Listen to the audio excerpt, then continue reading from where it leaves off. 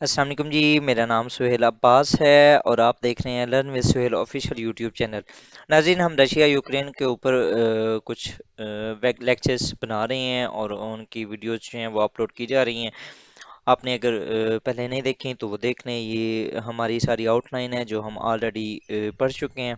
Next, हमने जो last lecture था उसके अंदर हमने देखा था रशिया के ऊपर जो सैंक्शंस लगी हैं, financial sanctions, sanctions on individuals और दूसरी सैंक्शंस जो हैं। और क्या हमने ये भी देखा था कि क्या रशिया के ऊपर जो सैंक्शंस हैं वो उसको हर्ट कर रही हैं और क्या ये सैंक्शंस जो हैं वो काम कर रही हैं।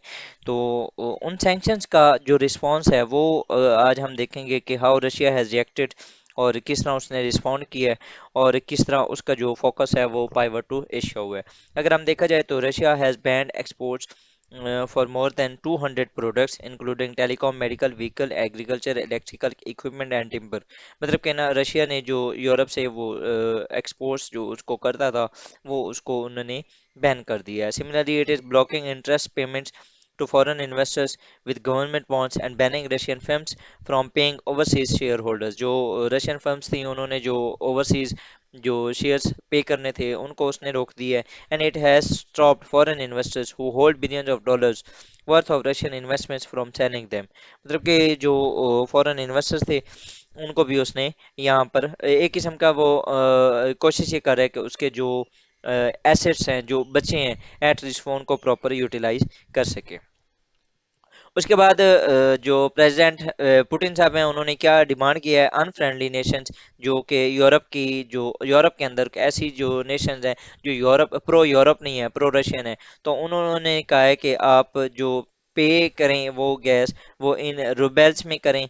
ठीक है, मतलब कि वो ये चाहता है कि आपकी जो वो जो अपनी करेंसी है उसको उसको वो एक थोड़ा सा बूस्ट दे दे इस तरह। This help support the value of Russia's currency. मतलब कि वो जो रशिया की करेंसी है वो डिक्लाइनिंग से बच जाएगी। दूसरा, Poland, Bulgaria and Finland refuse to do so and Russia cut off their supplies. अब अगर फॉर एग्जांपल आप मेरी बात नहीं मानोगे तो फिर मैं किस तरह करूंगा जी, मैं अपनी आपकी जो सप्लाईज हैं वो कट तो कर दूंगा। अब अगर फॉर एग्जांपल आप सप्लाईज कट कर दोगे तो फिर क्या होगा जी, वो जिस तरह अगर फॉर एग्जांपल हमें गैस ना मिले या हमारी इलेक्ट्रिसिटी का कोई मसला हो तो हमारे पास जो एक क्राइसिस आता है, ये सेम जो है इस time Europe has been suffering from this crisis. Further इसके अलावा रशिया और क्या रिस्पॉन्स कर सकता है, वो साइबर अटैक और पॉलिटिकल लॉबिंग। मतलब कि वो साइबर अटैक्स करेगा मुख्तलिफ यूरोपियन कंट्रीज के अंदर, वहाँ पर जो एक ओपिनियन है फॉर रशिया वो चेंज करने की कोशिश करेगा। और पॉलिटिकल लॉबिंग मतलब कि जो प्रो रशियन मूवमेंट्स वहाँ पर चल रही होती हैं या कोई भी जो रशिया के प्रो पॉलिटिकल लीडर्स होते हैं उनको वो सर्च करने की कोशिश करेगा। वो कोशिश करेगा कि वो they will bring them into the power for easing down some sort of Russian sanctions. Much of this is already happening in Europe। ये according to Caspian report ये काफी कुछ पहले हो भी रहा है।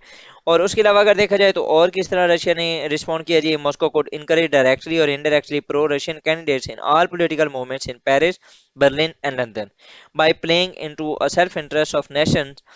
Russia can try to get one or more EU nations to back away from the economic war of attrition to undermine consensus in Europe। वो कोशिश ये करेगा कि जो रशिया के अंदर जो एक सॉरी यूरोप के अंदर जो एक यूनिटी है उसको वो कोशिश करेगा कि किसी न किसी तरीके से तोड़ा जाए। कोई एक दो नेशन जिस तरह की जो कि एक जिनके फॉर रीचिंग इम्प्लीकेशन होंगे for the on the unity, वो कोशिश करेगा कि उनको एक्सेस करेगा और उनको साइड पे करेगा और ट्राई करेगा कि जो उसके साथ उसके रिलेशंस हैं रशिया के वो कुछ बेहतर हो सके।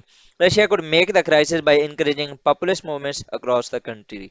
ठीक है, नेक्स्ट अगर देखें तो अगर रशियन ट्रेड की बात करें जाए तो वो हो चुकी है पाइवट टू एशिया।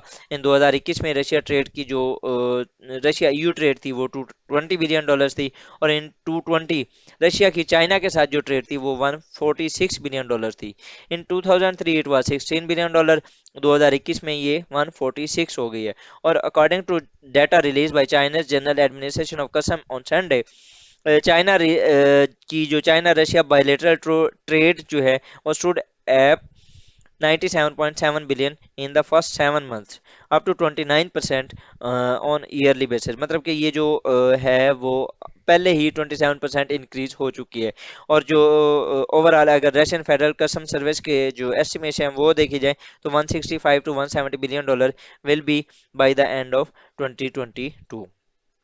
तो ये थी जी जो रशिया ने रिस्पॉन्ड किया है। नेक्स्ट इंशाल्लाह ताला जो होगा वो हम अपनी नेक्स्ट वीडियो में देखेंगे। I here bye thank you for watching my video. और अगर आपके इसके ऊपर क्या स्टांस है, आप किस तरह सोचते हैं, आप किस तरह देखते हैं इस ओवरऑल एनालिसिस को, क्या ये जो रशिया के ऊपर सैंक्शंस लगाई गई हैं और रशिया जिस तरह रिस्पॉन्ड कर रहा है, क्या ये हेल्पफुल साबित होगा, क्या ये पाकिस्तान ओवरऑल दुनिया को एक स्टेबिलिटी की तरफ ले जाएगा? आप अपने कमेंट से हमें आगाह कीजिएगा। हम इंशाल्लाह ताला रिस्पॉन्ड भी करेंगे। Till next video, I thank you. Allah Hafiz.